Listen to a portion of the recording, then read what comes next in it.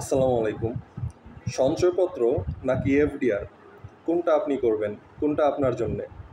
আমরা মাঝে মাঝে এরকম সিদ্ধান্তহীনতায় ভুগে থাকি যে আমরা সঞ্চয়পত্র করব নাকি এফডিআর করব, বুঝতে পারি না। ধরেন আপনার কাছে ৫ লাখ টাকা আছে, তো এই ৫ লাখ টাকা কি আপনি এফডিআর করবেন নাকি সঞ্চয়পত্র করবেন, আপনি বুঝতেছেন না।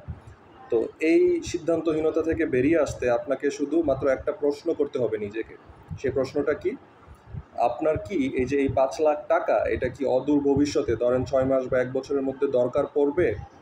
যদি দরকার পড়ে, আপনি একদম সরাসরি এফডিআর করবেন, আপনি সঞ্চয়পত্র করবেন না। আপনি এফডিআর করবেন মাত্র ৩ মাসের জন্যে, আর অবশ্যই অটো রিনিউয়াল অপশনটা চালু করে রাখবেন। তাহলে কি হবে? আপনি ৩ মাস পর পর আপনার এফডিআরটা রিনিউড হতে থাকবে। ধরেন আপনি ১ বছরের ভিতরে আপনার এই টাকাটার দরকার পড়লো না, আপনি টাকাটা তুললেন না, এফডিআরটা ভাঙলেন না, তাহলে কি হবে? ৩ মাস করে করে আপনি কিন্তু ৪ বার এফডিআর থেকে প্রফিট আর্ন করতে পারবেন। তো এই হচ্ছে ব্যাপার, যে যদি অদূর ভবিষ্যতে আপনার টাকাটা দরকার পড়ে, আপনি স্বাভাবিকভাবে সঞ্চয়পত্র করবেন না, আপনি এফডিআর করবেন। মোটামুটি অল্প সময়ের জন্যেও আপনি কিছু না কিছু প্রফিট অবশ্যই আর্ন করতে পারবেন। ধন্যবাদ।